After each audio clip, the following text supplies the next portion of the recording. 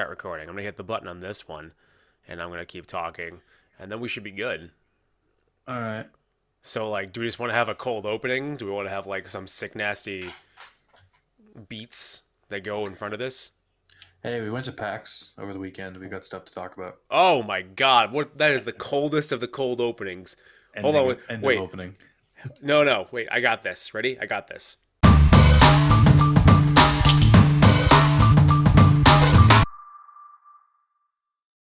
Man, that was a good intro, right? I there was no intro. We just started talking, and then he said, "Man, that was a good intro." That was a good intro, Nick. This was a time and a place where we once could talk to each other about things face to face, and then you went home. You had to go home. You had to go relive Right. your college So life. here's what happened. Spencer, being a very kind and gentle man, was like, "Hey, back in November, you know those PAX tickets that were on sale for like 20 minutes? Well, I bought 3 days worth for two people, and I'm by myself.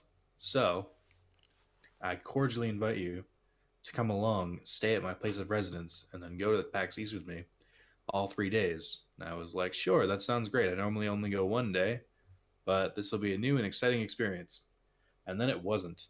Um, You first off, you made the invitation seem like I sent you like a calligraphy note, or like I'm inviting you to a wedding. I cordially invite you to come to the day of April 22nd to that of the to 24th on the Penny lunar. Ar- to Yeah. the Penny Arcade Exposition.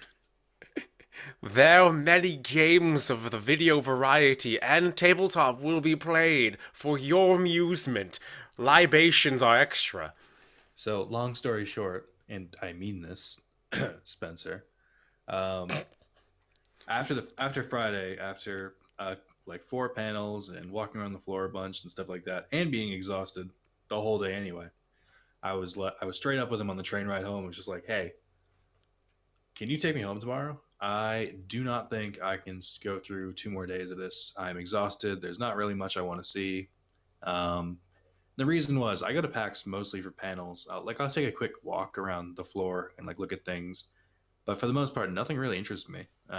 Like it's like a bunch of indie games and stuff like that, which is cool, but I could give two fucks about indie games. Not that I'm saying that they're somehow worse than other games. I could give two fucks about the AAA games that were there either. If I'm interested in a game, I'll do research on it. I'll find it. Seeing stuff like that at PAX, seeing it like brand new, it doesn't appeal to me. It's just a really crowded place with a lot of lines, and to me, I'm just kind of like, I'm just really indifferent to everything. And I thought it would be better just to flat out tell this dispenser than go through 2 days of like us walking together, him being like, "So you want to do this?" and me being like, "Yeah, sure." Just like not really being interested in anything. I figured I would be a drag to be around, and I would just didn't really want to keep going. So I told Spencer that. Spencer was like, "Okay, uh, we'll do that after we go get Five Guys." First off, I keep your hold your tears, and it's not tears of sadness; they're tears of rage. But I want to rope that back in. So when I said that in the beginning, I was more just saying that we're not together anymore because you went home because it was after PAX. I was actually gonna hold that story in and just be like, yeah, you didn't do all the days, but I did all the days, and like we didn't have to go into that deep story of how I value your friendship or our friendship because you're just straight up honest with me. I But still thanks for think that. I still feel like you're lying about that, and you No, secretly are harboring an I'm incredible resentment I'm dead towards me. serious. You probably when like all I did Saturday was go on the floor and walk and I play a bunch of figured, games and stand a bunch of which is lines. why I was just like, I would be a total drag to be around. You can tell by my attitude that I'm not the kind of person who's like a go getter. Who's like, hey, let's check out these new things. I'm more of like, hey, sit down and listen to these funny people talk or learn something interesting. You were so to put it bluntly, you were so miserable walking around the floor. Like That's not true. what do you want I to wasn't. do? Well, let's go you take the lead. You take the lead. So here's the thing. I had one thing I wanted to do, and it was I wanted to go fight Sephiroth, which is like the newest like boss in Final Fantasy 14. And if you beat it there, they give you a shirt that says "I beat Sephiroth," and you basically have to do it with like the stock characters they have there, and it's like that's a really cool idea to me. And I kind of want to go to the Final Fantasy 14 panel on Saturday, but it was like the line was full, and then I looked around and was like, "There's not really anything here I want to see." The reason I said you take the lead is because I literally will walk around the floor once, make one lap, and be like, well, that's another year at PAX, and just walk off. So I was like, take the lead because I literally don't know what to do. And we stopped by a couple of games here and there, and I just like, I just wasn't really feeling it. You made that sound like Tiny Toons how I spent my summer vacation when all the Hamptons family go to Happy World Land and all they do is ride the monorail and then come back. I don't know. I realized very quickly that you and I, which is to our point, is we complement each other. Yes. So, you know, you like things that I don't, and I like things that you don't. And that's why we work well together. But for PAX, it was just kind of like, and that was it. Yeah. So, To be fair, I went home on Friday, so I do not have the full PAX experience, but Spencer does. well, I mean, there you played some of the games. I actually have here in my hand a stack of wonderful. And if you're not familiar with PAX, first off, let's circle it back here, because people are like, "What the fuck are these guys talking? What the fuck is PAX?" I've googled. I think some people already googled by now. PAX is the Penny Arcade Expo. It's a giant expo where a bunch of people come together. There's panels from gamers, celebrity YouTuber people, basically famous video game people, developers, companies come, you name it. So The best comparison I've heard is it's like what most people imagined E3 was growing up, except this one's actually available for consumers and not just developers and media and stuff like that. absolutely correct. E3 used to be open to the public, and then it became a press-only event, which I do agree with, honestly. But that being said, I have a whole bunch of these little flyer things. So we're gonna go with them in order. Actually, do you want to go about the panels first and then go about the games?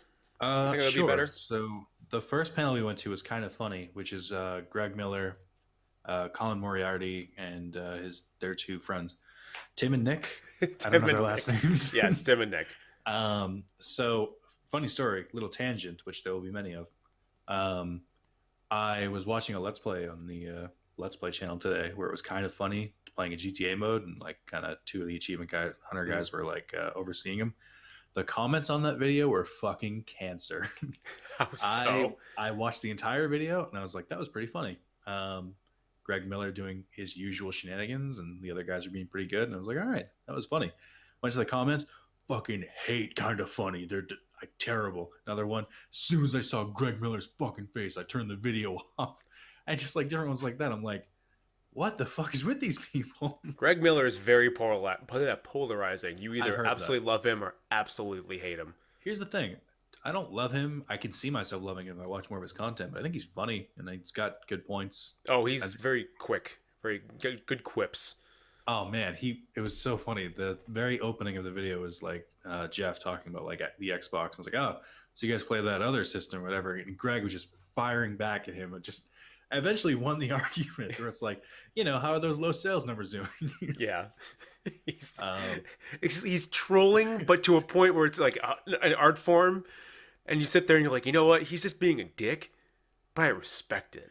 But speaking to that point, during the panel, Greg Miller, probably one of the most genuine people I've ever like seen in that kind of position. Like there was one dude who, and not to make this sound generic, but you see this probably once every panel where it's just like a person saying like, I'm alive thanks to you. Your videos really helped me get through a dark time, which is always very difficult to say. Yeah. And I appreciate the people who go up and do it. It's just I feel like I see it at least once every panel. And when a guy said that, Greg Miller walked down from the stage, went over and hugged the guy. And I was like, God damn. Yeah, where most people are like, oh, that's cool, thanks. No, where most people sometimes they'll like say things like, I remember one of the first PAX I went to, I was actually at the Penny Arcade panel. It was either Gabe or I think it was Tycho, I think, who's like, he like said like, shit, I'm in a fucking robot costume. So this is going to sound really weird. But he gave him like a serious speech. And, that's really great and stuff like that. And that's usually the comment. That's usually the things you hear. But to see like Greg just walk down and like hug the guy, I was like, all right. Good dude. Yeah. Earned my respect. So that was a really good panel. The guys were really funny. A lot of pandering to Boston, which is a common theme. Oh, it was a common theme of every single panel. Every panel. Thank God I'm back here in Boston. Woo! Red Sox, Patriots. Yeah. But it was good. They were funny. I liked it. Yeah, they were kind of funny. Yeah, oh my god. And how many times did I use that stupid joke on you? Enough to the point that I wanted to punch you. I was How many seriously times did you, going to. let's be real though. How many times did you see it coming, and how many times did I surprise you with it? The first About time you half and half. no, like I would say 2 times you actually surprised me. The other 80 times I knew it was coming I because you were I like opened it up. because you had Here's the how I opened super up. awesome smile Spencer, going. hey Spencer, how do you think this panel's gonna go? And you were like, oh, it'll probably be okay. And I was like, I don't know. I think it'll probably be kind of funny. And you're like, I fucking hate you. Hate you. My head, my neck all the muscles in my neck just gave out and it went limp. And my brain was like, we deserve that. We absolutely deserve that. Like, clap this man. He's just as good. Good job. And then later, I don't really know much about these guys. Do they put on good panels? And you're like, oh yeah, they're generally pretty funny. I was like, so it won't be like a giant bomb or anything. And you're like, oh fuck. I forgot about that one. That was again like instead of going forward, my neck went back and like looked at the sky, and God's like, he got you. Like just your big noise of. Yeah. So kind of funny was kind of funny, and I Nice. think after that we got in line for the Rooster Teeth Yeah. panel, which was honestly I've seen 4 of them now. I see it every year, and this one was okay, which is weird because they had a really good lineup. They had Jeff, Gus, Ryan, Jeremy, and Bruce from Funhouse, and it just I don't know it felt very cold and businesslike. Yeah, For it most was of the time.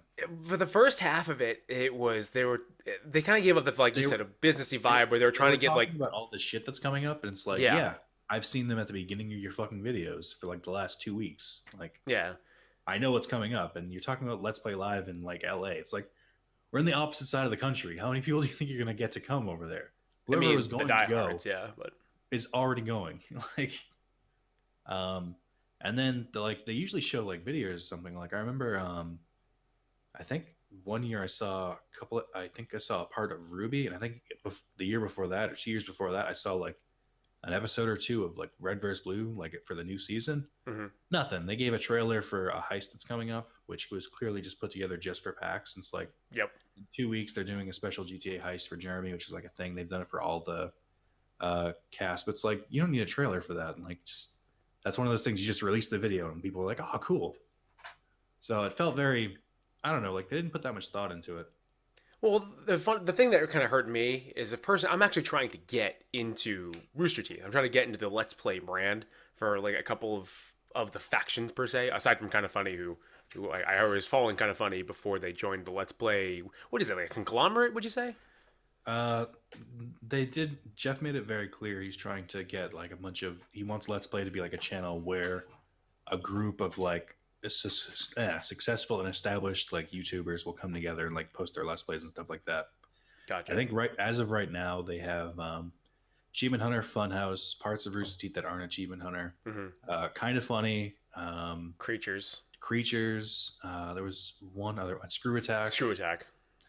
And I think they're looking to add more people and stuff like that. But just like, I'm cool with like their ambitious idea and stuff, and it's turning on to new YouTubers. But I don't know. I think I don't know if they're going about it the wrong way. I don't know if there is a right way to do what they're doing, but it's ambitious, and it's turning. It seems like it's turning a lot of people off. I can get behind it. I understand it because I agree, but it's just I'm so fucking sick of hearing it. Cool. Just upload a new video with the new YouTubers, and I'll watch it. Just stop fucking talking about it. God damn.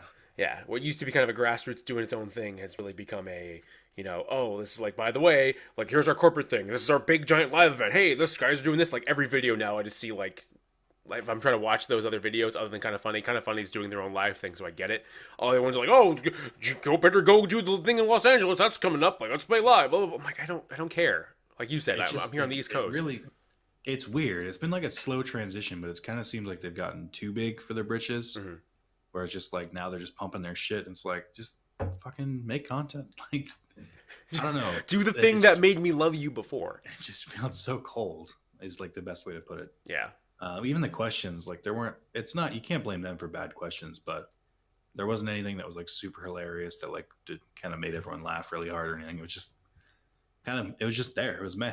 Yeah. Agreed.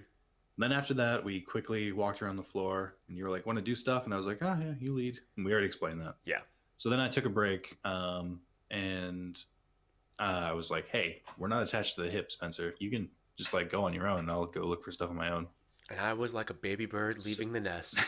so this is when we split up. I'll talk about mine first, and you can talk about yours. Child wonderment became of me. I walked around. I just said I'll talk about mine, then you can talk about yours. Oh, okay. Basic instructions. I All right, I was Chikini. All right. I know, but I said I was a baby bird. I was setting up the story. Listen, saying this baby bird is never going to learn to fly I was because he's going to get fucking fallen out of the nest if he doesn't stop being so eager. okay. All I did was run around and play. No. So what I did, Okay. is I'm more important. Me, this is me. Okay. I sat around for a little bit, and was actually checking YouTube comments. Shout out to that one guy commenting on Digimon World 3 every video. Can we say something about that? I admire his dedication. He is taking these videos to school. So you have my account info now, obviously. Yes. So this is the first time you've seen someone do this. It happens probably every couple months, where like one person will like discover one of my series and will just comment on every video as they watch it. And there's one person in particular who's doing that right now for Digimon World 3, and they're just giving like constructive criticism, quote unquote, for every video. And I'm just like, dude, it's 3 years old. Like, I probably don't plan to play this game ever again. You're giving me like these tips. It's like, more than anything, the tips he's explaining are things I talk about in the next videos. So it's like, I appreciate him watching. I appreciate him being engaged. I'm just like, fucking A, man. Just know the audience. Yeah. Note that you guys can always go to our past videos and like, you can comment and everything, but just know that I can't change anything. The videos came out. Yeah, if you guys are saying, oh, well, you clearly should be, like, if you said, oh, you should have done, like, first off, you're backseating, which is, like, kind of dumb on a YouTube video because they probably recorded ahead of time, which sometimes we do. But B, if you're kind of give, like, concerns of, like, oh, you should have done this, this, and this, like, make it in a way so that you can trade to the audience. So, like, hey, by the way, Nick did A, B, C. If he did D, he actually would have gotten, you know, whatever. But that being said, it was funny. Yeah, so like that's the perfect way to comment. And for like things like Cyber Sleuth, like that's an ongoing Let's Play. If you want to comment and be like, hey, are you going to do this? Or hey, have you thought about doing this? That's fine because I'm not done with the series yet.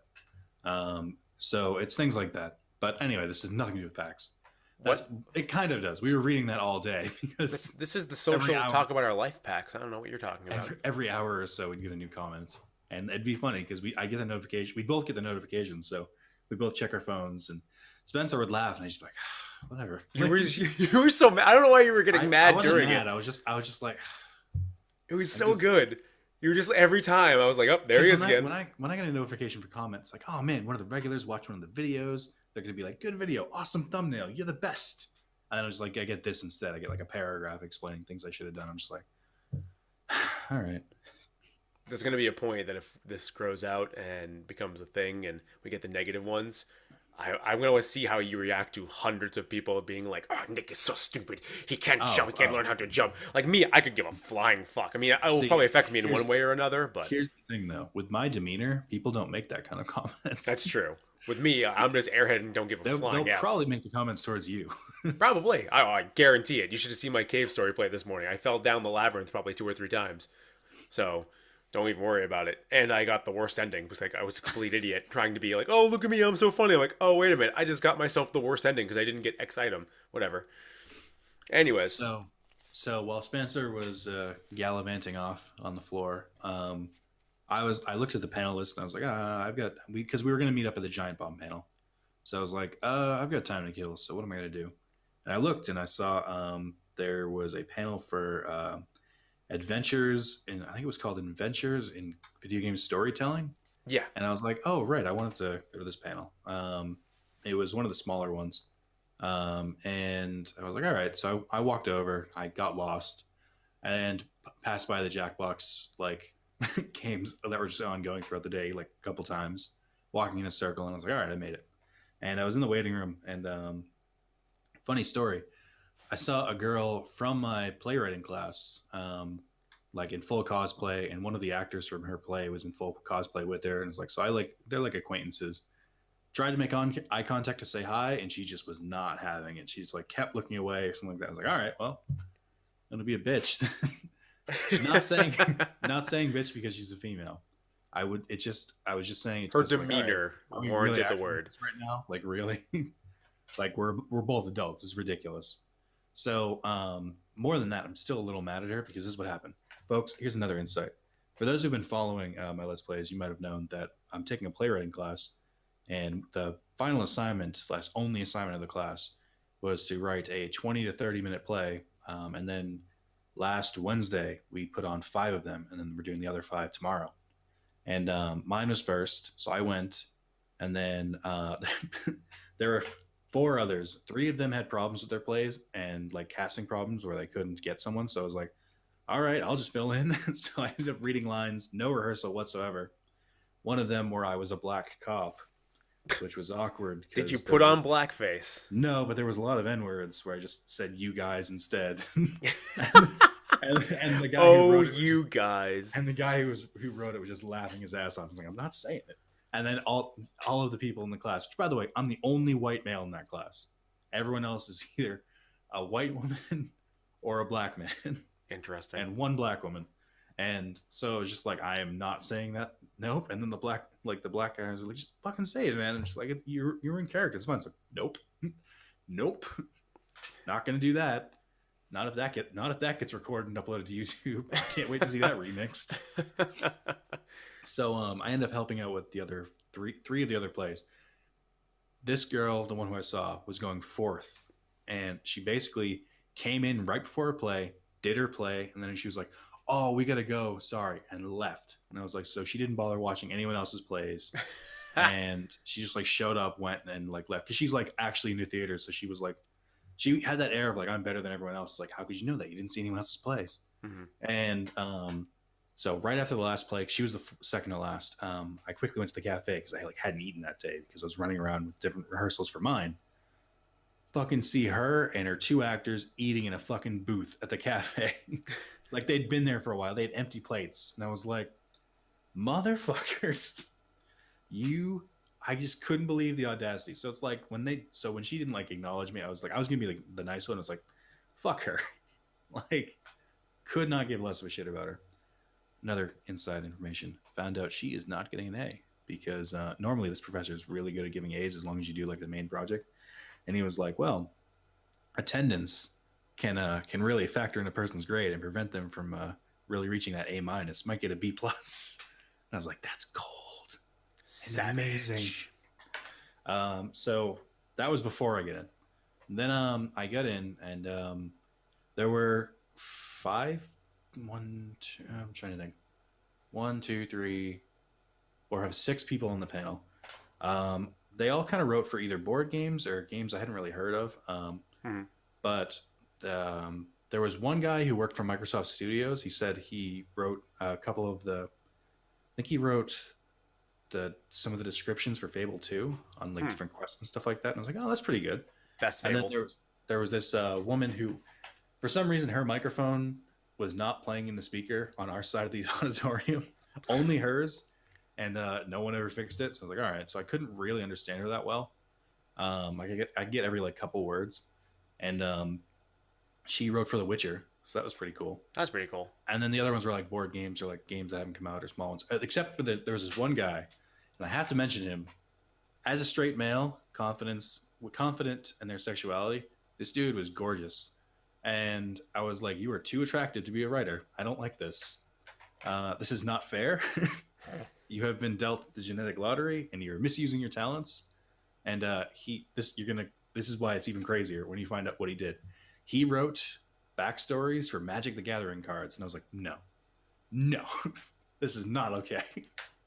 I will not allow this. You know that man walks into a bar, walks up to a lady, has a conversation. When you go to occupation, what do you do? Oh, I work for a company. What do you do? Oh, I write.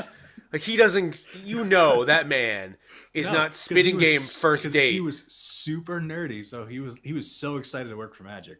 So I guarantee he goes up. Oh, you ever hear of Magic the Gathering? No. It's like, well, and then after talking for a while, she's still probably like, that's really interesting. Anyway, when I go back to my place, that's how attractive this guy was, where he could talk about Magic the Gathering and nobody would bat an eyelash. Fair enough. It bothered me a little bit. You seem pretty bothered about it. Seemed like a really cool dude, though. So they all gave different courses of advice, but the thing that bothered me the most is that the one question we always get asked is how do you get a job in the industry?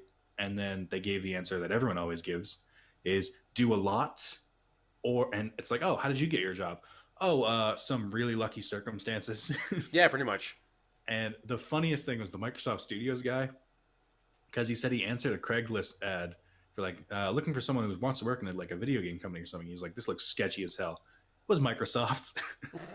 And I was just like, how the fuck would God damn it. That's like buying like, oh, safe $25, so can't open it, and then you like invest in it. You're only investing in it because you want to like build up your lock picking skills. Fine, you pick the lock, and there's a whole bunch of bonds from like 1923 in there. It was bullshit. And then there was a couple other ones where basically had similar stories where just kind of fell into it, and I was like, that doesn't help anyone. But anyway, it was a pretty good panel. They had different bits of advice. I didn't think it was going to be that helpful, but they had a couple notes here and there, a couple programs that I could try to play with. So that was pretty cool. So Spencer, what did you do during this time? I actually played a bunch of games, and that's pretty much it. I'm gonna hold off on talking about them because I'm just gonna go through all of them. Can we talk about Fright Fight? Let's group it all together. Let's keep all the games together because that's actually on the top of my pile.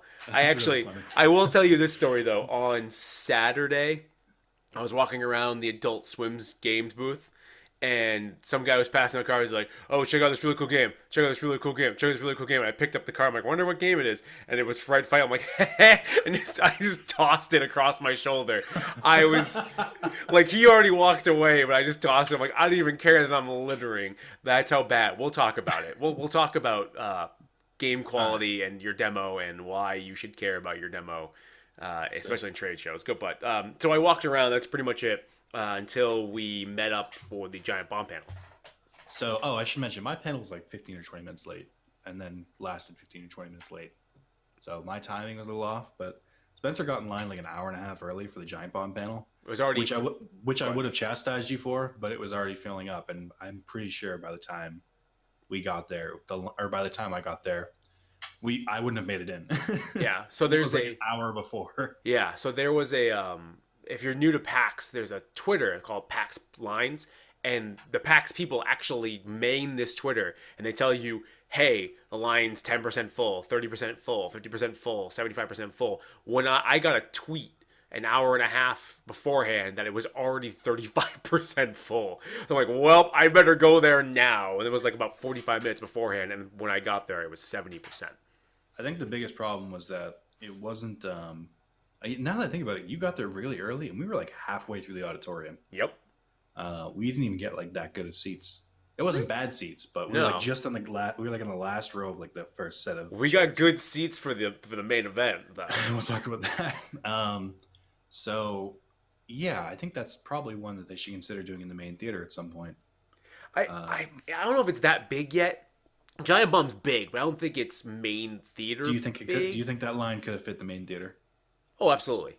Then it's big enough. That's how easy it is. It's weird. Well, also at the same time, when they want to do their panel, Giant Bomb, like they usually do it in the evening around like 7 o'clock, 8 o'clock, which is when the concerts are going on. Exactly. Which I kind of regret not seeing, but Giant Bomb panel was worth it, I guess. Friday nights were actually good concerts. There's two I wanted to see, which is the Bit Brigade and Protoman. And Protoman I've seen before, and they're really good live. I've never seen them, but I'm a huge fan of video game soundtracks and live music. Why is Carlos live on Discord right now? Because Carlos wants to signs on. That's weird. Get in on this. Watch him just show up randomly while we're just recording this. Oh my god, that would be such a Carlos thing to do. That would be amazing. Bit Brigade. Have you heard of the Bit Brigade before? No. So Bit Brigade is their band. They actually play old NES, like they play old soundtrack, but they rock them out. So like they play the whole Mega Man 2, but the cool thing that they do is they usually bring a person up on stage to play the game while they're doing the soundtrack. So when they're playing Windman Stage, they'll just play Windman Stage until the guy gets to the boss, does the boss theme. Then once he wins the boss, he wins his power. You know what I mean? Yeah. They play that theme. It's the wow, wow, wow, wow, wow, like on an electric guitar. It's super cool. They play one of my favorite versions of Wily's Castle theme from Mega Man 2. It's rocks as hard as socks with rocks in them. Anyways, Giant Bomb. I'm a big fan of Giant Bomb. I love their panels. I love their podcast. Uh, it's changed over the years because many people have come and kind of gone, but it always holds the same kind of this loosey goosey. Everyone's feeding off each other in the panel. So they're mostly talking about VR, E3 coming up. They always mask the panel as a E3 planning event. Like, so they talk about E3 and like only for like the first 10 minutes, and then they just shoot the shit for the next hour and a half for it. The best thing was two there. Actually, there's two best things. One, Nick was so tired. He was falling asleep. He has like, you never have like somebody you're just so overtired and you're crossing your arms, or like, and you're tired. You're tired yourself, and you're like, all I gotta do is and your head just keeps bobbing back and forth. I was so concerned. I was like really into the panel, but I'm keeping just out of the right side of my eye because he's sitting on my right. If he's gonna bob in, and he kept on doing the head jerk, and then they come back down. And the head jerk, I'm awake.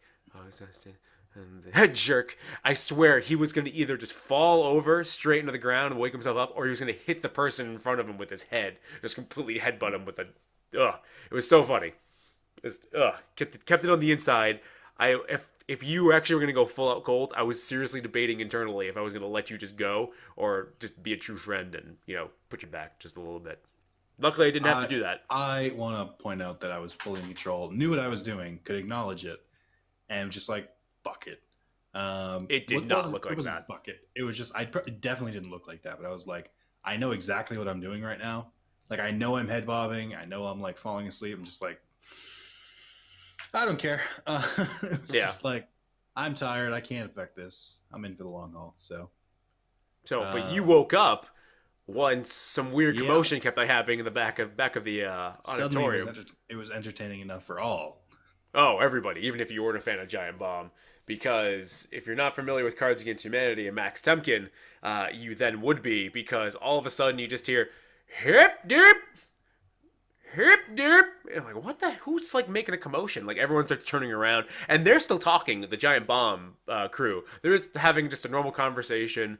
Rada, and all of a sudden you look back, and there's a man pushing a hot dog cart, and a man dressed up as a hot dog. And sure enough, as you realize when it's getting kind of close, it's Max Temkin from Cards Against Humanity handing out free hot dogs, and there's Patrick Klepek in a hot dog suit also passing out hot dogs. I was actually right in the row. You were right next to me, so we had a chance to get a hot dog. I did not get a hot dog. I was disappointed. I really wanted a hot dog at that point. Note for PAX. If you ever go to a PAX, you can 100% eat the convention food, but you really don't want to because it's greasy, it's thick, it's bad, you'll get tired, your feet hurt, and then you'll get gout, and then you'll just have more feet problems. Just don't do it. Bring your own food. But I didn't bring enough food. Did you say you get gout? I have no idea. What? Gout? Gout's a serious problem, Nick. Many Americans are affected by it. One day you actually might get gout, and then you'll look back on this podcast and go, oh, why didn't I listen and not get the convention food? I'll probably be dead before I get gout. But yeah, go on. Truth be told. Rip in peace, Nick, 2016. So anyways, he's passing around hot dogs, and then all of a sudden a hot dog eating contest broke out on the stage between Patrick Klepek and Vinny really Caramel. Disappointing. Super disappointing, because neither one of them... Two hot dogs to half a hot dog. There's no such thing as half a hot dog. It was really... So it was 2-0. It was like, 2-0, because Pat Bear, a.k.a. Pat Bear of the Bear Cave, it was like he put on his PAX-A-Mania, which we'll talk about later on, or I'll talk about later on, put on his little refereeing outfit, got up there and judged the hot dog contest. 2-0. You got to eat everything. And who doesn't know proper hot dog etiquette, eating, like competitive eating? You take the bun out, you put it in the water, you make it soggy so you can chew it easier and put it down your throat. And then the hot dog, you don't even chew the hot dog. You just shove that hot dog down your throat. You work that porn shoot. You make it happen. Awkward pregnant pause. Oh, baby. We're just sort of like waiting for you to keep talking about hot dogs. And that's what they do. That's what competitors do. They don't even chew. They just whoop, down it goes. Work porn. Or some other weird talent. Anyways, so then we went home after that. No. We didn't just go home. We got. Oh. No, Sorry, no, sorry. no, You're no. right. I I'll take skipped. over. I'll take Okay. over from here. So we we had a heart to heart on the train. I was like, I don't think I can do this, and you were like, it's okay. And I was like, it's not though. I feel like a shithead, and you were like, it's fine. And I was like, but it's not fine. And that went back and forth for some time. And then we were like, we are both starving. We need to get food. And you were like, let's get Five Guys. Except during the heart to heart, we missed our fucking stop. And Yep. we got lucky because the next stop was the last stop. So we just sat on the train, waited for it to start up, and then went back. And then we run to the car. I run to the wrong parking garage and then have to You're right. The parking garage, by the way, is set up on a right side and a left side. It's like it's separated by a little like divider in the middle. He just ran to the right side. I don't know why. I thought we parked there. Why would we park on the right side? I had to run to catch it because I thought we came in that way. I don't know that garage. All right. Anyway, I guess I have a better photo again. Anyways. Anyways. So we're driving. We're still talking about how I feel bad. Spencer's like, "Don't worry about it." Like, I'm going 80 miles an hour down Route 3 in a 6. I'm going 80 in a 60. Which is below the Massachusetts speed limit because we're all fucking speeders. Yeah. But whatever. It wasn't 100. No, it was 80 and a 60. Enough for me to get a significant penalty. That's true. So we're like, we're gonna make it. We've got like 15 minutes. We're gonna go in there. We're gonna be like, we're so sorry. We're right before you guys close, but please, we want a lot of fat and greasy food. We were playing this out in the car. We literally were playing it out where it's like, we can't go in there and be like, sup, food, bitches, get us food. We were like, we have to go in there and be like, we are so sorry, we're almost closed. And we knew if we were nice enough, they'd probably just give us like whatever was fucking left over from the food, like fries. They would have given us like 6 bags of fries. Oh God, I want Five Guys now. I say this before we get to the exit. I'm just like, we're gonna make enough time. We can probably get there. That was a good job driving. We get up to the exit. The road is fucking blocked. They're doing construction on the exit. We can't get off there. And I was just like, why? Why? I've literally never seen them do construction on this exit. They're going to do it right this very moment. This is bullshit. This is my fault for saying we're going to make it on time. I hate this. It was something. It was something. It was really something. I've, like you said, I've never seen them ever do. Well, they did bridge work a long time. That was like 4 years ago. That exit. Yeah. So I was disappointed. We got Wendy's. Wendy's is still good. Yeah. We went to Wendy's and we were like, it's good, but it's not Five Guys. 4 for 4 deal though. Marketing guy for Wendy's. If you're listening to this, I don't know why you are. 4 for 4 deal. Really good. I like it. I also forgot. My first time getting the 4 for 4 deal. Oh, that's the first time I got it too. I completely forgot how good Wendy's nugs are. They're so good. Wendy's nugs are really good. Whatever they do, the urban spices on them. Yes, I just gave someone ASMR just by those noises. So then what happened later that night when we got to your house? What was that? Oh, I thought you were. Just so everyone knows, we don't have a video, so that pregnant pause was completely unnatural. We just got home and I said we're waking up early. Did we do something? No, we went to bed. We went to bed. Oh no, that was the night before. Yeah, no, we totally went to bed. When? We went to bed. When you didn't record. We went to bed, Nick. We went to bed and that was it. There was nothing in between arriving, talking, putting the hard drive in your computer. After that, we said goodnight. It was pleasant, and then we went to bed. You sure we didn't take an hour to record Digimon part and then realize that we weren't recording? I have no idea what you're talking about. By this way, this video, totally recording right now, so we are good. Are you sure? I'm sure. It says 39 minutes REC. Okay. So we went to bed. We woke up extra early. We went shopping because I'm a scrub and don't have a car, so I needed him to take me to the grocery store. And then I got back to my apartment. I think I immediately passed out again. No, I saw something else. What did I see that I pointed out to you? It was either I updated a program or I found something, and I was like, Spencer, look at this good news. And you were like, cool. I'm going to go back to PAX now. That's great. Bye. I don't remember what it was.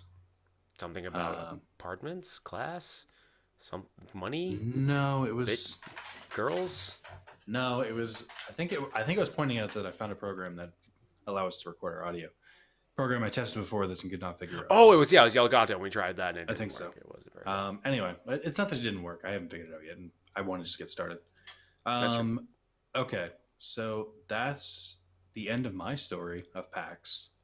That is all the experience I have in it because I went home and I was just like, I'm exhausted. There is a scab on my thigh from wearing jeans and walking all day. I am in pain.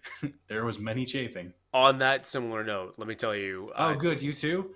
I had no. I had a my ankles were just broken by Sunday afternoon, and they recovered probably Monday afternoon. Standing in place. By the way, listen, let's one-on-one right now with the people who go with PAX and do all the booths and everything like that. Hey, let's talk real close. It's your boy Spencer. Let me talk to you on the real right now. The concrete, it hurts. It's not forgiving at all. Man, if you got like little foam pads on there, or even like rugs, the Congregate had probably one of the most fuzziest rubber bound booths there. Even though there were a bunch of mobile producers, you were the real MVP of that entire show floor. Oh my god, my feet. It was like after like stepping on complete and utter garbage the entire weekend, just stepping on that carpet was like, oh yeah, this is what real life is feeling like right now. Oh. Can we talk about how terrible the Boston sidewalks are when your feet are in pain? Oh, absolutely. It feels like it feels like you're literally going to break your ankles. Oh yeah, because the sidewalk is all sloped because whoever made it was drunk. You laugh. It's probably true. It's just because of all the heaving and the wonderful weather that we have, because Mother Nature can't make up its mind whatsoever if it wants to be 73 at the start of PAX, or rain the next day, or be 43 by the time you get out of PAX at Sunday. You know, the Irish workers. Wow. Yeah, Irish people drink. Newsflash. Wow. Oh, excuse me. I work in the town with the highest percentage of Irish people outside of Ireland in the entire world. I work an overnight shift there. Guess what? Irish people drink. It's proven. I am allowed to say this. I have the data. Interesting. Well, that's So then on Saturday, we don't have to go in chronological order anymore. You can just tell the games, then tell about the other shenanigans you got up to. Oh yeah, so let me say about Saturday. So let me actually go through because I still want to go with the games in the block because actually would be a good back and forth and rada. So Saturday, I didn't go to any panels. I just went around. I went to an after party for kind of funny, and that after party was actually super awesome.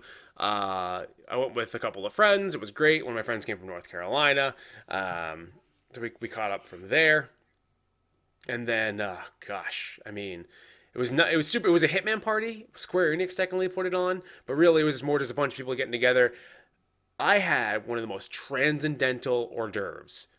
What if I told you that people put a little tiny Eggo waffle, and then they put a fried chicken, on top of that waffle, covered it in syrup and honey, and stuck a skewer in it?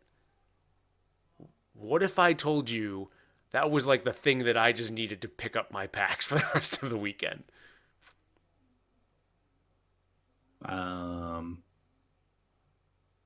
Then that would be good. Yes, the answer is yes. We needed those 2 pregnant pauses there. Thank you very much. It was super good. It was a great party. Oh God, what was the girl's name?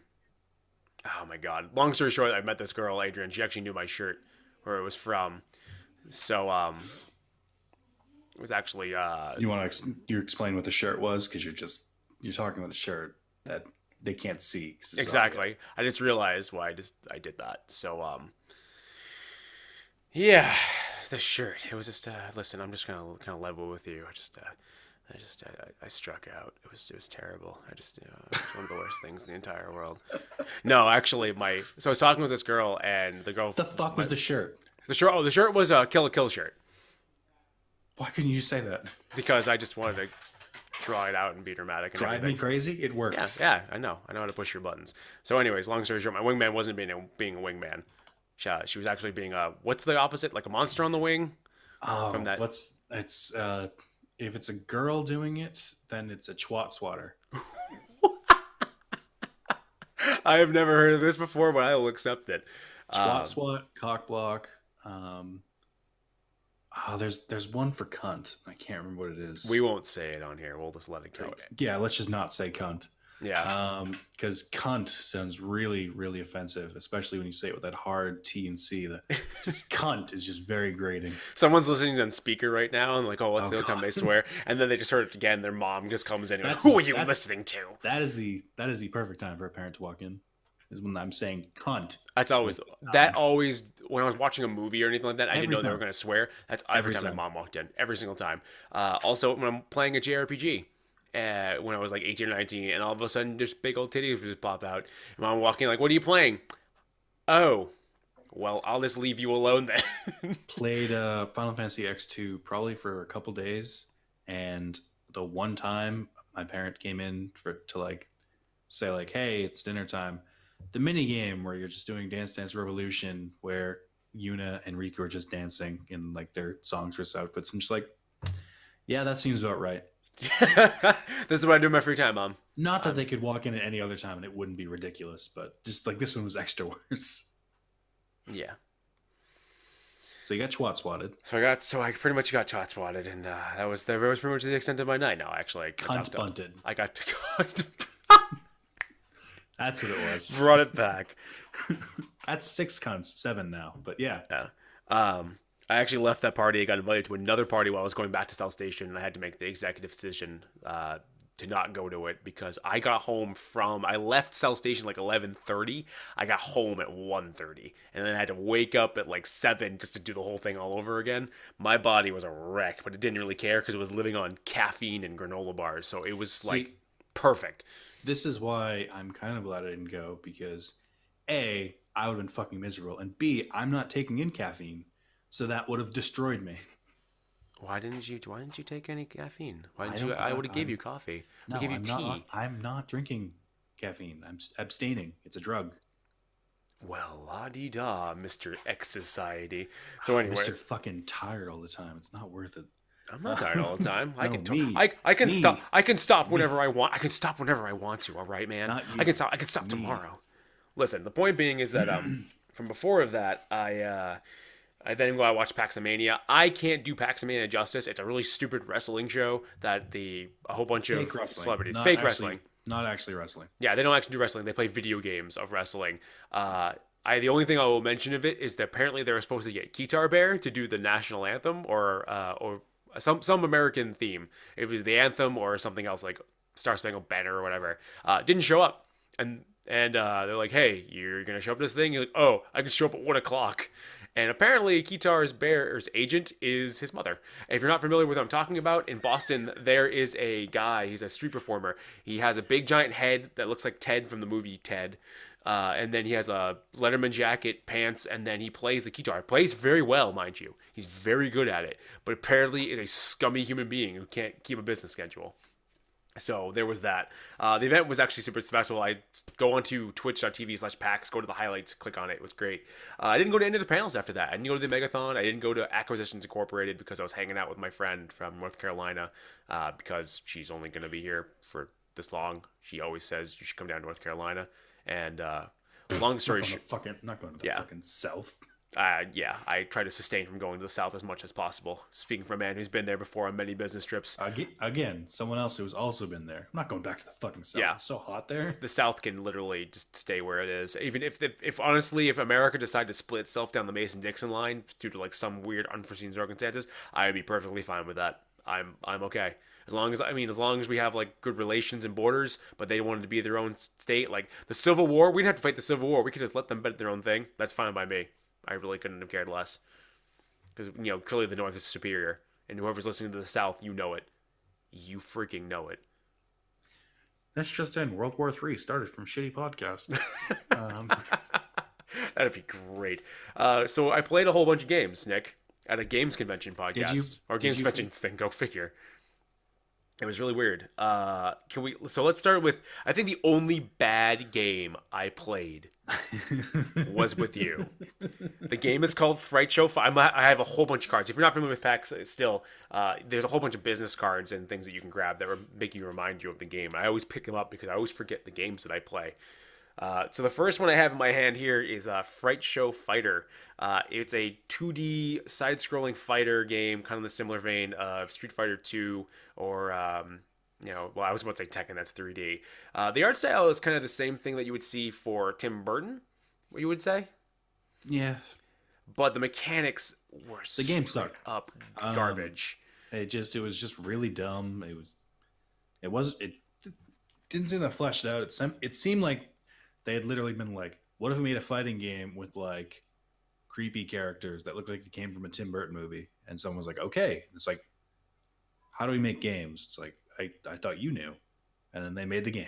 Yeah, that's pretty much it because they had moves down, they had the fighting mechanics fundamentals down, but like Also, can we point out that they were using like off-brand Logitech like Xbox One controllers? $24 like Logitech. Yeah, Yeah, don't get me wrong, they're pretty good for $24 controllers, but but it's not doing a very strong showing. true. They could have spent like the extra bucks on real controllers. Get a Microsoft controller, get an Yeah, Xbox controller, whatever it may be. did not like that game. Like everybody else on the panel floor did apparently. Um, All right, so that game was. I'm not even gonna give it any more time. This is no, the. I will say though, as a segue from it, talking to a lot of developers, they stress so much making these builds for packs. Like they lose sleep, and these people at Fright Show Fighter clearly didn't seem like they did because like you said, it almost seems like it was an afterthought. Every other demo was very thought out that I played. Some of them were just like almost too long for a trade show, but for the most part, they did a good job. The only one that was bad was this one. After this, we're going to talk about really good things. Gurgamoth. Gurgamoth is, by the way, when did 4-player couch co-op become like the super rise? Like, was it like a year ago, 2 years ago? Because it's still going strong. it kind of seems like it's a market people are trying to tap back into, but Where was I this would when I was younger? Where was it was there. it? Was just It's like, wasn't in like you know how many fucking GameCube games are based around 4-player co-op? You know how many PS2 games required a multi-tap to try and do 4-player co-op? Yeah, but I feel like now it's like since it's such accessible now, like almost on every system and it's easily achievable. Like compared to like you have to go buy the peripheral. Not really. From what I've heard, people are complaining there isn't enough couch co-op. It's not. I guess there's no major games doing it. There's plenty of indie games doing it. Oh yeah, a bunch of indie games are doing it. Like this game was called Gurgamoth. Basically, it's like God, what's Mothra? I was like, what's that kaiju monster that terrorizes? It's a big giant bug that flies around. Yeah, Mothra. But it's a bunch of four moths, but it's actually they kind of look like people. Think of like Venture Brothers, like the what's it called? God damn it.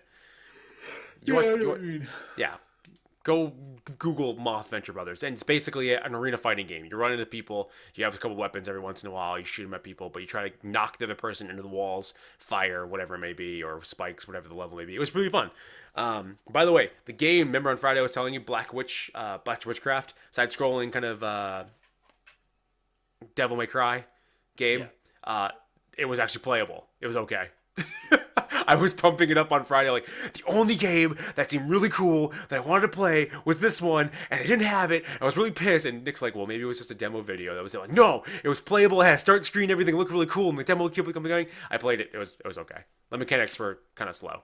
Not like a good, Devil May Cry kind You know of what thing. we can talk about, which isn't a new game by any means. It's absolutely available for sale. As we played Screen Sheet, We did play Screen Sheet. Actually, and a certain someone kicked someone else's ass. listen, you beat me. Using different weapons each time, might I add.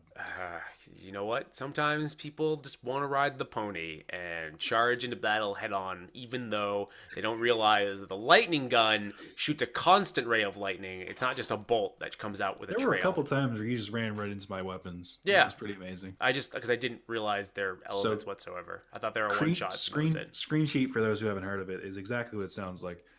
You can't see your own player, and you basically both of the players are invisible, And the only way to see them is like either effects from their weapons, like you see them firing, or all of the rooms are like different colors. You have to like look at their screen to see where they are and try and get a position on where they are and shoot them, even though they're invisible. Very, very decent concept. I don't know how much staying power it would have. Mm-hmm. It was fun for like the 10 minutes we played it, but I can't see doing like an hour of that, I especially if that's the only stage. It would be something that I've had this in the back of my head, that buying a bunch of couch co-op games, getting a couple people together, and just running like a charity stream for like 4, 5, 6 hours or so. Hey, And maybe you could get someone an extra life. good, totes good, but I need to get more people. Um, Next game, Kitty Disastrous. Kitty Disastrous, it's a Unity game built by two people in less than a year. It was a husband and wife. The game is a action platformer, or excuse me, adventure platformer. So think of like the old, a lot of the games that are coming out right now. Like think of Double Fine's game. What's it called? Broken Age. Think of that, but like way better adventure elements, and you're a cat, and you have to, like, for example, like put a dead rat somewhere so that the person gets creased out. They run into a pole, it knocks over something else, and it sets off a series of events. It was actually a really good kind of cel shaded art style. I actually talked that guy out for a little bit. Super nice guy, and I'll probably pick it up at some point in the near future. It's right here in the back of the card. A game about love, adventure, and the calamity and being a cat. Coming soon to consoles and PC. Oh yeah, I should probably say what these games are coming out for. Grugamoth's coming out for PS4. Admissions for PS4, PSC. Black Witchcraft is coming out for at least for PC now. They want to get on PS4, Kitty Adventurous, but they're definitely coming for PC. Anything you could assume, it's built on Unity, is definitely coming out for that. Another game I played, The Flame and the Flood. I know we were talking about that on Friday. Think of, oh god, what's the game? Don't Starve, but think of it without all the supernatural stuff and a kind of cool, flat, artistic style. Really kind of more in the very, actually, have you ever played The Long Dark? I have not. So Long Dark is, you're basically dropped in the middle of the woods, and there's a lot of different elements that you have to survive in. It's like in the northern Canada, I think it is. So like you have to worry about not freezing, getting meat, getting water, a whole bunch of things like that. Think of it like it's not as extreme as that. So kind of take those two games together, and they made a baby, they would make this. And really the big element is that there was a flood and it's kind of separated everyone out, and then you gotta find civilization and get back home. Interesting. That's PC, and I think it's PS4 as well too. It doesn't say on this card. It was a postcard, so I can totally send this to somebody. This Moonhunters actually didn't play. It looked pretty cool, but I'm not even going to get into it because I don't have any opinions on it one way or the other. The pixel graphics are pretty good on it. Chasm, for the people, for the studio that made this game. God damn it. They made another game. Nick, did you actually, I haven't asked you a question. Did you like Castlevania? I've never played one. Really? Oh, man. I was past the era of Castlevania. This game actually was super nice. I mean, I picked it up. I didn't pick up any of the PS games. I picked up the old NES games. 1, not 2. 2 is a completely different game, but that's besides the fact. This game, you're familiar with the term Metroidvania, backtracking and things like that. Yes. Have you ever played a Metroid game? Nope. Oh my god, this is wasted on you then. For those of you who know the term Metroidvania, this game is right up your alley. You just explained it to me, so I know what it means. I'm not talking to you. I know Metroid is infamous for its backtracking, so I got the gist from the context. I'm not talking to you. I'm talking to the person's ears who I'm evading right now as they're voluntarily listening to this because they're very nice. Spencer, I don't want to deal with this right now. We can talk about it in the car. Really good pixel art, like very, very good pixel art. Really harks back to the old Symphony of the Night kind of graphic style. Same mechanics as well too. Backtracking, but all the dungeons procedurally generated. This one was a set demo. If you actually beat the demo, they gave you a poster. It actually was kind of hard, honestly, but that's what I liked about it because that's what most of the Castlevania were. It was kicking you in the dick, but you still got up. Not as bad as kicking you in the dick like Dark Souls, but just enough so you sat there and were like, all right, I want to try this again. I want to do it again. Oh god, what do I got? All right. What about as bad as Digimon World 4 for dick kicking? I watched you play that for just a little bit, and that's it. That's like in a different way. That's just bad game design. Yeah. That's a different kick in the dick. It's a different kind of put your foot back, wind up, and then kick you straight in the taint. It's a different kind of pain. Nick, if I told you the game Sausage Sports Club, what would you think the game's about? I would think. Wait, this isn't the game about getting dicks into each other, is it? No, it's not. You've seen that game though, right? I have seen that game, but that's not this game. Then I would assume it was something lewd, but it probably isn't. It's absolutely not. It's actually probably one of the more cuter games that I played. But it's called Sausage Sports Club. It's a collection of mini games, but there's a corgi, a parrot, like an eagle, and then like a shark. And think of like a hot dog, stand it up, give it feet, and have it walk around and play soccer. But it's instead of it's like a corgi or a shark, and it's just moving its head, and you're just bashing into each other and charging into each other. And there's one stick is for the movement, and the left stick is for moving your head. So you actually can whip your head back and then whip it forward, and then smack the ball into the goal, or like collect a coin, or like shoot the ball, whatever it may be. It was one of one of those 4-player couch co-op games that's super super fun. That if you had like 4 players down and you're just running around flailing your sausage animals at each other, take that as you will. Interesting. Last fight was a isometric beat 'em up. It's actually really cool. A whole bunch of different characters to play, different mechanics, different special moves. Quick in and out. Think of like a Towerfall, but instead of shooting arrows, it's like it's a fighter. It's like a Final Fight meets Bastion's isometric meets all couch co-op games. Again, super super fun. Sat down with 4 people. No one else was around. We kept playing. We played 3 rounds, and the mode that they had was tag team, but there's a free for all. So it was 2v2. You win when the other players are knocked out. But we played, I think, a total like 6 or 8 rounds of this thing, and I was like, oh well, I'm definitely picking this up. So definitely look out for that one. Oh, they also had the really good thing. You remember the old "Winners Don't Do Drugs" in the arcade machines by the FBI? Yeah. Some of the things. So they have a thing in the front of it was "Winners Don't Use Bad Drugs," and I forget what the thing was. It was basically just like a noose that was sitting there. I'm like, that's good. This man grew up in a good right time. What was this one? This one was actually a good one. I got to pick the dev's ear on this one. Nick, do you like cards? It depends. I mean, do you like digital? Is it part of a children's card game? Do you like digital cards? More than physical, yeah. Do you like dice?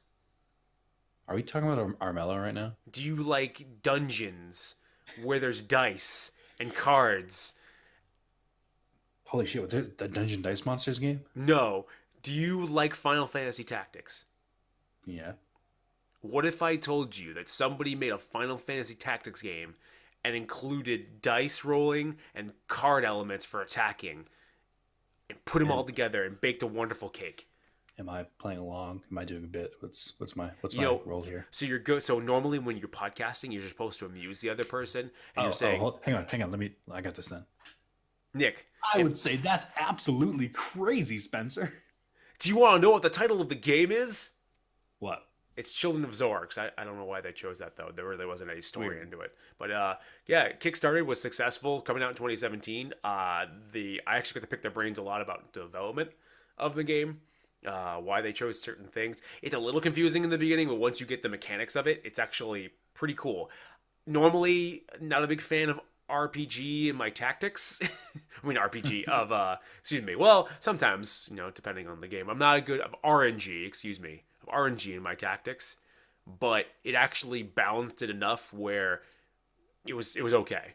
Like you would get a set number of attack, and the dice actually amplified your attacks. So it was like you're gonna guarantee to do X amount of damage on most cards. Some of them were like 9 times how many sword dice that you have, and you could actually edit the dice. Like you could craft better dice so you can get like superior dice and everything. You can craft better cards to get better attacks, better spells, better things, you name it.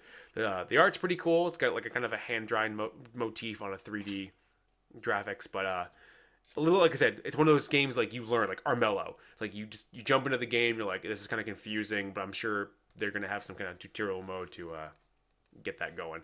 Definitely something to look out for. But again, they said 2017, so really kind of far off. Death Road to Canada. Okay. When I say that name, what do you think the game is? I have no idea. Okay, it's a pixel art, like think of like Oregon Trail, but instead of traveling to Oregon, people are traveling to Canada to get away from the zombie pandemic. Isn't that like Oregon Trail? Yeah, pretty much. It's a road trip simulator. Yeah, so it's pretty much like that, but you can get out and you can go collect supplies. You can clear the way for your car. And like normally you'd be like, oh, it's a couple of zombies, but the game, it's like you're only as smart as your tactics. So you can run into a bunch of zombies and like, oh, cool, I have a chainsaw and I can start zipping around. But then you're attracting other zombies. Like they do follow a lot of the general rule of zombies, which is great. And it That's just, good, I guess. yeah, so like it was really cool because I just went in there and we're like, oh well, I'm just gonna be a big giant unstoppable wall of death with this chainsaw. It's like, yeah, you just like attracted a whole bunch of zombies and now you have like low gas and you're probably not gonna be able to get back to your car. So good luck on that one. The guy was like, yeah, don't do that next time. I'm like, fair enough. Probably wouldn't survive long in the zombie apocalypse. Anyways, Flint Hook. Flint Hook is weird. Did we ever play Curses and Chaos? No. Curses and Chaos is a one-screen arcade game beat 'em up. It's actually pretty fun, but it's very short. I remember playing it last year at PAX. They actually had arcade stand-up machines. Then they came back with this game where it's almost like Cave Story, which I'm playing right now. But in terms of like its graphical style and its whimsy and element and teaching the game without actually giving you tutorials or everything like that.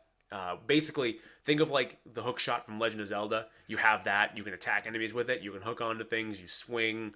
You name it. What really caught me was its art style. The character's kind of weird. He looks like he's kind of like an alien with a sock on his head, collecting treasure, kind of running around. But it was cool. I liked it. I thought it was pretty okay. I'm getting to the meat of this. All right, is that a pun based on the next game, or No. I'm actually getting into the meat of like the really good games that I played. So just gonna go back also as well too. I didn't play a lot of the major games that were there on the floor are either in beta, like you can play them now, or they're going to be in open beta, or like I didn't really care about them.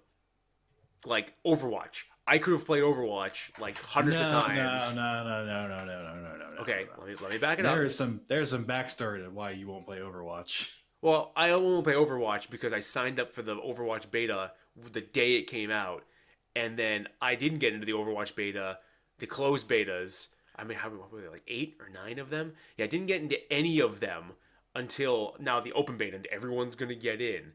But there's a lot of kind of salt of a lot of people anyways over those because a lot of people that were getting in were famous YouTubers and or Twitch streamers versus just the general crowd who actually want to ambitiously test the game and see how it is and rada. Like I am highly interested. I love TF2. It is right up my alley. I could test that game up and back and give you good advice about what it is. But instead you give Sally McBoobersons, which I'm not saying all Twitch streamers are like that, but you give somebody who just doesn't give a crap about the game, like, oh yeah, we're gonna play. Oh no, I died. Just to be clear, Spencer hates all women. I hate all women. I want to play for the other team now. It's terrible. Wait, so you want to be a woman? I don't know. I guess playing for the other team would just mean you want to go with dudes. Yeah, there you go. Actually, I missed. We missed a couple. What did we play? What's it called? 100-foot robot golf. Oh, that's right. That was such a good game. We actually played that. That was a PS4 game. It was. Which I predicted in the next 6 months will be on PlayStation Plus. I don't think it is. I think it will be. I think they're far off away from development. They said it's still 2016, but 6 months from its release, it will be a PlayStation Plus game. Do you want to make a bet on that? Yeah, why not? Okay, we got nothing to lose. 6 months from its release date, and that includes if it gets PlayStation Plus during its release month. Winner has to if 6 months from its release date, if it's on PlayStation Plus, winner has to jump on to this channel, and they have to post a video, or they have to basically say a script of the person's writing. Well, let's say 2 minutes, 2-minute script. It could be anything. It could be a fan fiction. It could be whatever. Or $10. Listen, I like putting I'm content kidding. for That's wonderful fine. streamers. So let's give them something to talk about. Talk about love. No one knows that song. That's a because 100 foot. So that's a 100 foot robot. Well, we didn't even talk about the game. It's exactly what it sounds like. It's giant robots playing golf in a And city.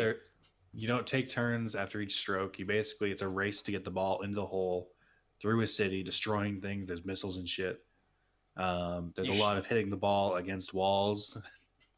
I caught the first hole Or in. in water. Yeah, the We second actually hole tied. He won the first hole barely, and I won the second hole by a wide margin. because I kept on putting it in the water no matter where I hit it.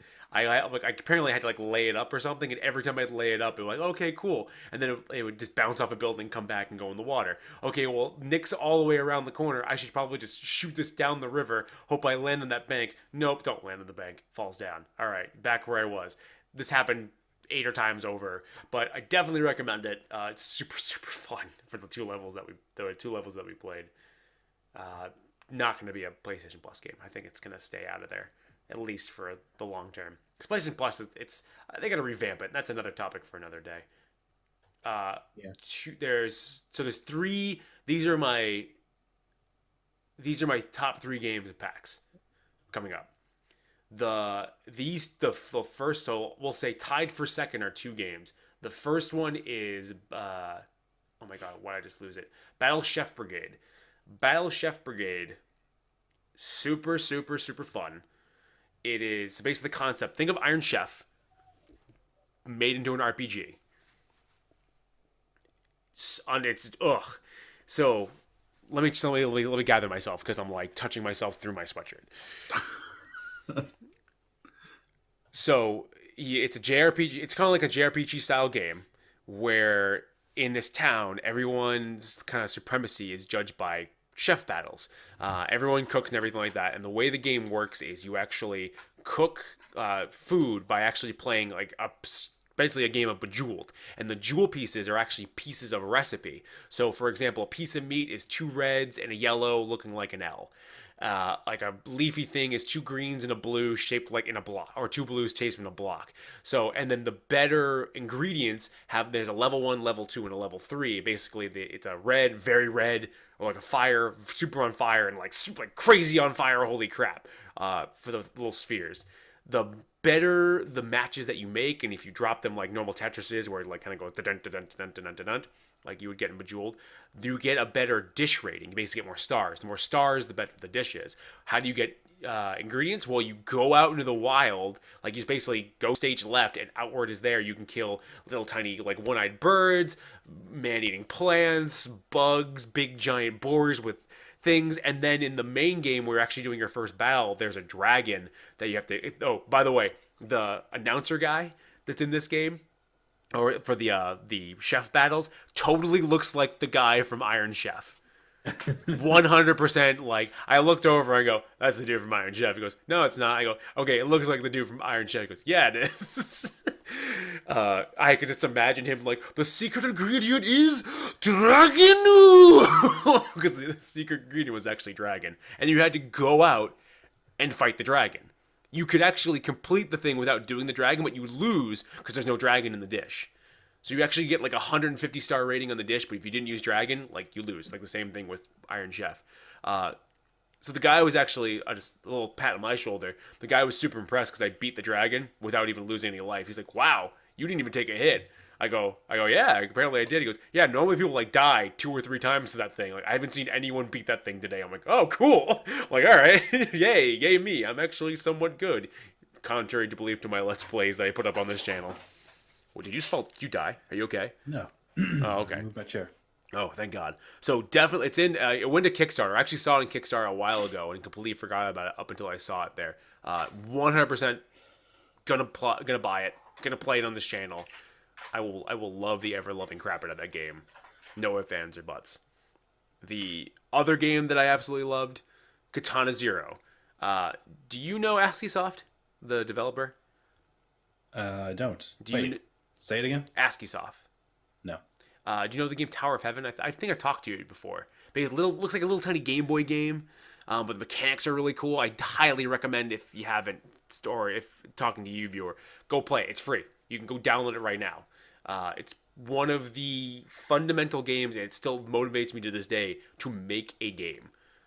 And I'm every time after PAX, and even like to this right now, I've actually downloaded Unity. I have it installed on my machine. I'm learning how to use Unity. We're gonna make a game, Nick. We're just gonna make a game.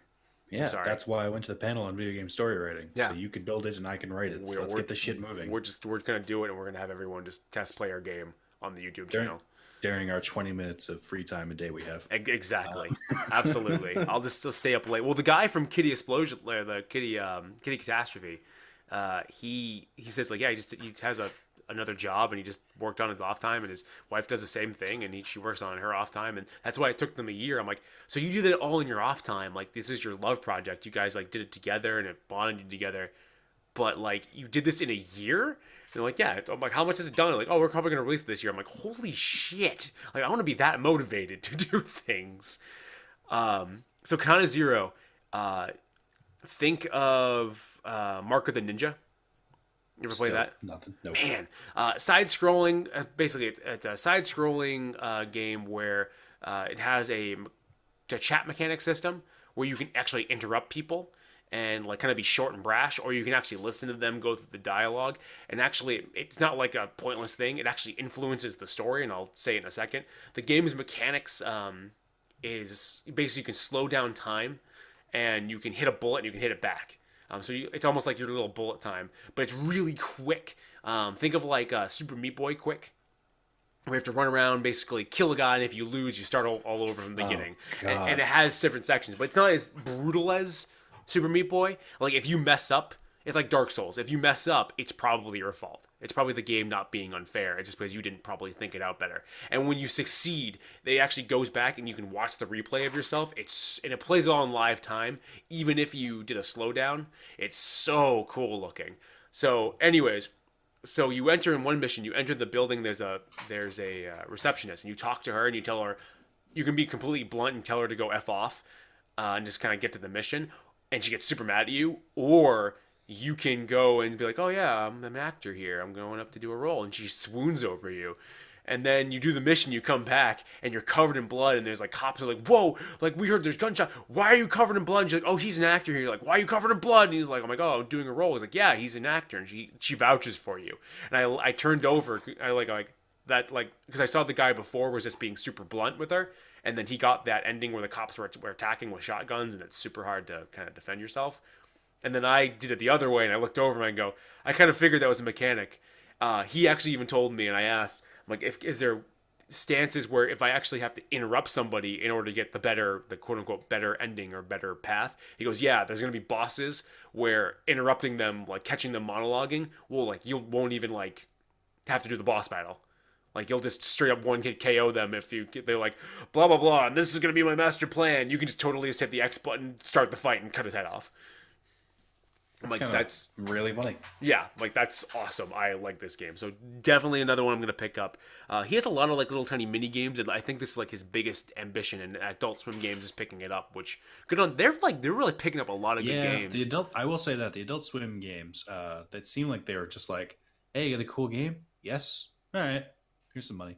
Yeah, they just throw it your way, and if it works out, it works, and if it doesn't, it doesn't. But most of the time, they seem like they do pretty well, for the most part. So those two are pretty much tied. I played both of those. I played, actually, Battle Brigade on Friday. That's probably my game of Friday.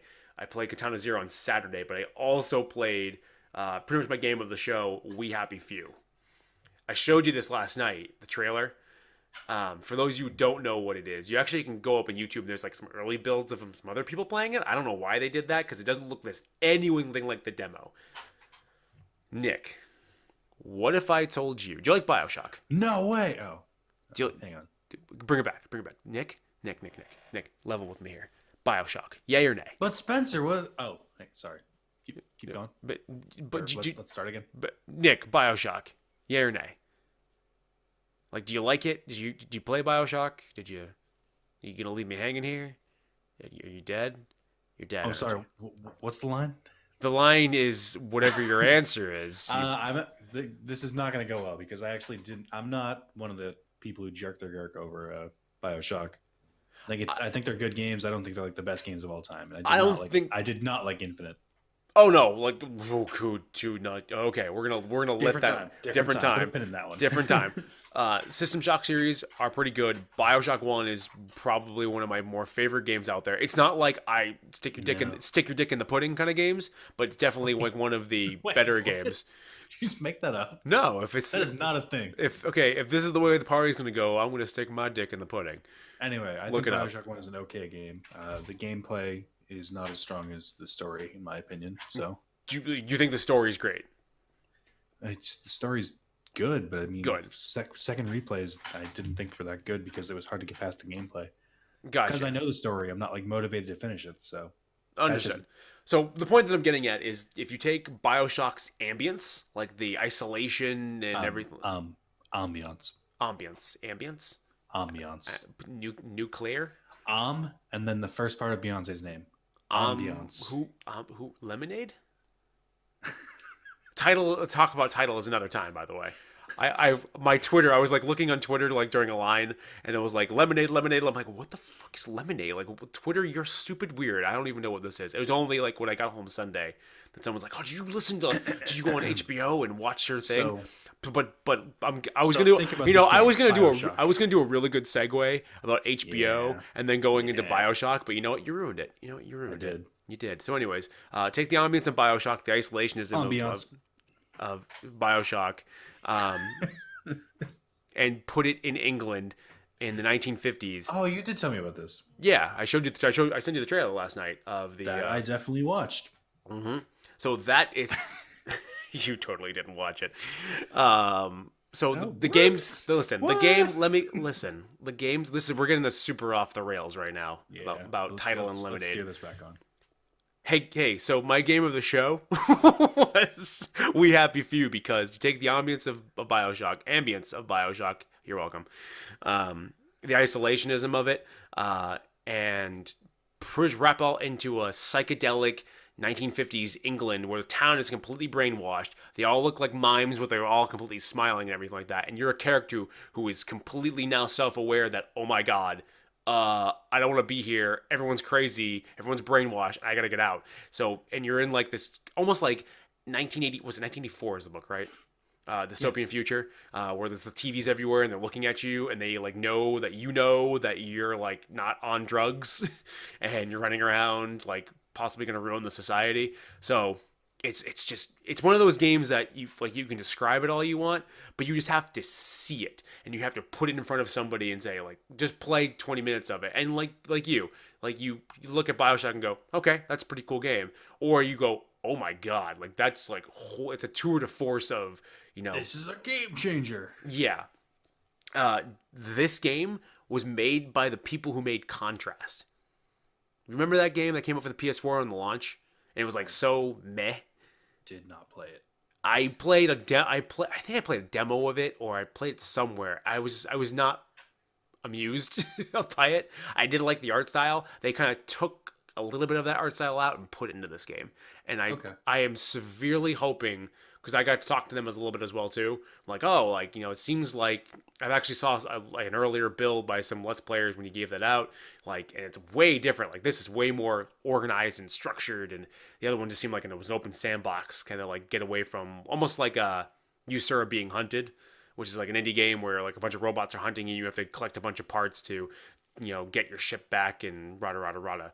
That's actually a pretty fun game when you have the right people playing, not by yourself. But that's besides the point. This game, it's my game of the show just because it's like it just wowed me, put me on the floor. But I'm crossing my fingers just because it's one of those things where like that little snippet wowed you, but like if it's a 4-hour, 5-hour, 6-hour, 7-hour campaign, I hope they have enough original ideas where it can last that long. If it was a 4-hour campaign, like I'd be down. Like I'd be like, that's great. So you hope they have enough staying power. Yes, exactly. That's the phrase that I'm going for. Official terms. But I really came away because like I said, a lot of the times I was just like talking them up, like, hey, what are you using? What build of unit are you using? Oh, I heard like 5.2 was Garbo. The best story I heard was I forget what the game was. It wasn't a game that I talked about because it was God, I forget. Anyways, the point of it being was he's like, oh yeah, we went up to another build like 5.2.1.1, and we have this soft body texture on some of our things, like makes it so that we look kind of like flabby skin. Like if a character hit another character, the skin texture would just crumple up on itself and it would just turn into a ball. So they had like a cat, and the cat was just kind of walking around, and then all of a sudden the cat just collided with something by accident and just curled up into a fuzzy little ball and was just rolling around the screen. We're like, we can use that somehow to some of our advantage, but really we should fix that bug. And eventually they couldn't fix it, so they rolled back to like 1.3.1.0.2 whatever. But he was talking about the woes. I'm like, that just seems so fun. I want to do that. Like, I would hate doing the bug squashing, like, but it would just be so fun just like to do that and find out like, oh, why does this do that? Like, I just more for my natural curiosity, not even to like make a game and put it out. It just Yes. it just seems like I have always had like ideas for like characters and things like that, but I've never had the story element. But like in this day and age, all you really need is a good mechanic, and then the rest just kind of plops in your lap. Like Flint Hook, they just made a character and made a mechanic in an engine, and then they're like, oh yeah, after that we just shot from the hip. With like the rest of it, like, oh, this is an enemy, this is an enemy, this is an enemy. Oh, we're gonna put this in. Oh, let's do this puzzle. So it was actually just having like people go there like, oh, I want to go see Markiplier and I want to go see this people. Like for me, it's like I want to go talk to the people who make the games, who are the artists, who are even like I got to talk to someone from Sanashi, like I said at that party, and I got to pick their brain for even just a couple of seconds. Besides talking about the play Hamilton and a couple other things because they were going to New York, but just talking about like the clothing business, like oh, like it's cool. But I always wanted to actually make clothes, like T-shirts and everything like that. But it's just too out of my wheelhouse. And like, oh, you can do this, this, and this, and make it stupid simple. Filthy Casual. You ever seen those shirts? That clothing brand? It's a clothing brand. By the way, just side note. Everyone who works for Filthy Casual, fucking thumb sculpted by God. I would, like, even the guys, I would just, like, drop my pants for and be like, have your way with me. I don't care. Like, you're just so beautiful. Did you ask if they write descriptions for Magic the Gathering cards? No, I didn't. I was too swooned by them. Their shirts do cost like $30 though. I was actually planning on possibly getting one, and they're like, "Oh, how much is that shirt?" Like, it's basically just says Filthy Casual and like good writing, and then it's on a black shirt. I'm like, "How much does that shirt cost?" Like, "Oh, it's $30." I'm like, "See you later." That's even not expensive for a shirt. For a T-shirt Yeah. with writing? Oh man, dude, what T-shirts are you buying? My Nike shirts cost a penny or two. Does the T-shirt tuck you in at night? No, but it keeps me warm and Does it sing you a lullaby? covers my chest. I mean, let's be honest here. You have a pretty nice chest. You should walk with that thing out like 24/7. It's all the ladies. I'm not gonna be objectified on my own channel, so I'm not being sarcastic. I'm being real here. Like you just pick sir, sir, this is a professional environment. This is a very professional I will environment. not. I'm gonna call HR about sexual harassment. Listen, guess what, buddy? And all the I'm bylines. HR. Yeah, all the bylines. I'm HR. So, oh, you want the manager? I am the manager. What's up? I think that was it. I played a couple of card games. Secret Hitler. You ever heard of that before? No, but it sounds. It's a very fun game, but I'm not going to get into the semantics of it. I highly recommend people taking a look at it. It's still technically not out yet. It went to Kickstarter, got successful. But it's super, super fun when you have a lot of people, but you need a lot of people to play it. It's one of those, like, you remember the game Werewolf? Hello? Are you dead? I was doing a bit, but yeah. Oh, you were totally just trying to call me. I was gonna call you as HR. Oh, man. I only got 2 seconds of it before it actually kicked to my phone. Well, that bit's ruined. I'm sorry. That's fine. I feel like we overused the phone call bit too much anyway. I don't think it'll ever get old. Anyways, the point being is that it's a great game. I played Exploding Kittens for the first time. That game's okay. It's not really that great. So those are your big takeaways from PAX. Yeah, it's PAX for me. So I think by like the end of day Sunday, like the floor. I'll give my little recap for it. I still love PAX. I love everything that it stands for. in terms of bringing everyone together. Stands for Penny Arcade Expo. Yes, it does. But like So morally, you love Penny Arcade and Expos I like pennies. because you said you loved everything that stands for. I actually just committed the biggest lie ever. I hate pennies. I think we should abolish them. God, we can get rid of them. Be like Canada. Yeah, just if we're changing over to the tubs on the $10 bill, we at least can get rid of the pennies too. Which is the most amazing thing that's happening in the Oh, world. absolutely. Anyways, I hate pennies, but I love arcades, and I do like me some expos. But just morally, it just stands for everyone getting together, having a time, talking about geek stuff, doing whatever. I mean, people come back like, oh, why would you go to an expo where you're just being advertised to all weekend? It's like, well, when you look at it from that point, who said that to you? A couple of my friends and people online as well too. Twitch, mainly Twitch trolls, and a couple of message boards. Well, that's the keyword, troll. I don't think anyone's going to be like, "Oh, you went to a convention, fucking loser." Well, some people have that stance about PAX. Yeah, but they're stupid. Who cares? So haters to the left. So I actually understand it because like some things like when like Xbox brings Quantum Break, like they're not bringing Quantum Break because they're showing off something new. They're bringing Quantum Break because they want you to buy it, and the same thing like when they have Overwatch at their thing. They know Overwatch is gonna be a big seller. So like why have Overwatch in their booth when Overwatch is in the arena and also has its own booth so that way you can buy it on Xbox and I try also it out there. want to point out that the real reason Spencer didn't play Overwatch at PAX is because I wouldn't let him.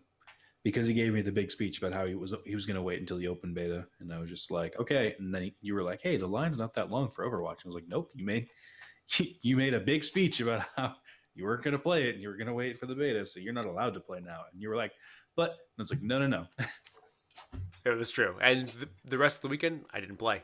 I had a chance to play it on PC, and I was like, nope, don't care. I mean, I can't prove you did or not. So I swear on everything holy. Whatever's in front of me. You did, and you're lying to me. I have a pen, a phone, a bunch of papers, a tablet, a keyboard. I'll swear on every single one of these that I did not play Overwatch. You really swear on that pen? This pen that is what's the Covenant Horse? What the hell is this pen from? All right, well, I'll take your word for it. You wouldn't just swear on a pen willy-nilly. Yeah, absolutely. Covenant Horse. What the hell is this pen? Someone Google Covenant Horse. Let's wrap this up. So yeah, long story short is PAX is great. It still stands for everything. The panels weren't that strong this year. There really wasn't a lot of panels I wanted to go to, and I usually like going to the panels. So I spent more time on the floor. My biggest takeaway is I just want to make art and make a damn game at one point. Something stupid simple I can put in the Android store for like $1. And if I get some residual off it, who gives a damn? Because all I can say, I'm like, yeah, I have a game on the App Store. It's pretty cool. Then again, a lot of people all say that as well Spencer, too. But we have a game on the App Store. We'll have a game on the App Store. Correct. What are your biggest takeaways?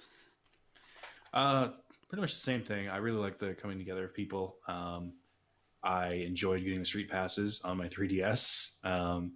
Till I got to that fucking poison room, and I was like, I need to get 2 yellow shirts in like within the same 10 people. This is not happening. So I'm gonna have to hire heroes to do it. It's gonna feel like I'm cheating. I hate it. No one looks good in yellow t-shirts, by the way. No one picks the yellow t-shirts. No, I got one. No one looks good in yellow. I got one, and they were like, "Oh, you need to have a combo. So you need 2." I'm like, "Fuck you, game. You don't need to make it this complicated." You should have just bought them. Like, I'm pretty sure you had 2 yellows at one point, and you just could have bought them and did it. Listen, hey, listen. I'm listening. Hey, listen. Listen. This is an overplayed joke. Let's go.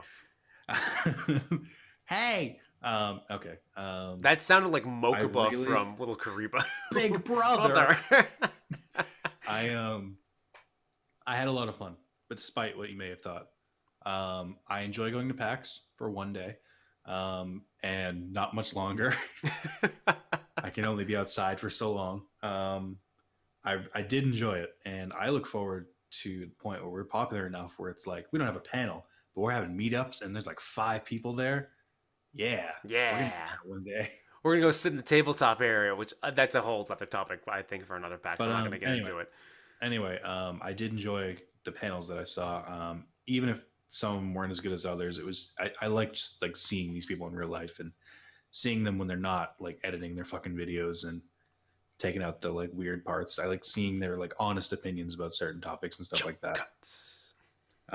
So yeah, I had a lot of fun. I'm looking forward to it next year. I'll try and buy a ticket this year, but I probably won't, because I'm never on during the 20 minutes that they're on sale. It's like noon on a like random day in November. I would be lying to say that I put the PAX right after PAX or right after PAX Prime. I put the Twitter for PAX on my text alerts. So that way I get texted immediately when they say ticket sales are open. And actually, I almost didn't get these tickets. I actually had to buy individual day tickets, which actually turned out to be for the better. Because I was 3 minutes late to signing in to get tickets for East. That's how fast 3-day passes go. Oh my God, it's instant. I honestly don't know why they don't just offer more. There was talk this year that they were just going to sell, they weren't going to sell 3-day passes. I think they've done it for East, or not East, West/Prime, whatever the hell they call it. That was the running joke this week. Everyone's like Prime, West, whatever the hell it is. They don't do that. I don't think they sell 3-day passes anymore. I think they lowered the prices for the individual days, but you have to buy individual days. Good. I like that. Which makes sense. So, yeah, it's good. Look forward to it next year. Yep. 330 days from now, we're going to have the first ever meetup. Y'all should come. Yeah, that's pretty fucking optimistic for a year. Maybe 5 years. One year. 1 year. We're going to pump the shit of this channel. I'm telling you. Me and I'm you. not letting you give the channel steroids. I'm not giving it steroids. I'm just giving it the nice herbal supplements. This is going to be the Kobe. This is going to be the Kobe beef. No, I don't want you to give it magic potions like in Punch Club either. Listen. First off, good reference. Second off, we're gonna be like the Kobe beef of YouTube channel. We're gonna get massage. We're gonna massage it every single day. We're gonna give it a good diet. We're gonna make sure it's well groomed and maintained. We're just gonna make sure thing, and then finally, a year later, we're just gonna cut it and sell it to market for $500 million. It's gonna be great. All right. So this would be a good time to mention if you guys like this, or if you put up with it, as in it was mildly entertaining for about an hour or so, however long this is, hour and a half. We're looking to try and do more podcasts, just because we can like just rant and we don't have to like focus on anything. It's a lot easier, and you can just put it on in the background. Yeah, like I hope you do for most of the videos. Wow, I'm not worth paying attention that much. Nick doesn't want you to engage in the content, but I do. I want you to massage into it, get a good diet, so I can cut your head off later. I have openly stated that it is crazy if you're watching the entire Digimon videos, because a lot of the time what you're watching is pretty boring. Unless I'm like commentating on the actual game, don't bother. I love how you're like bringing up our content and then pushing it down all at the same time. I'm not pushing it. I'm just realistic. Like, if people literally watched every second of Digimon World 3 or Digimon World 2, they need psychiatric help.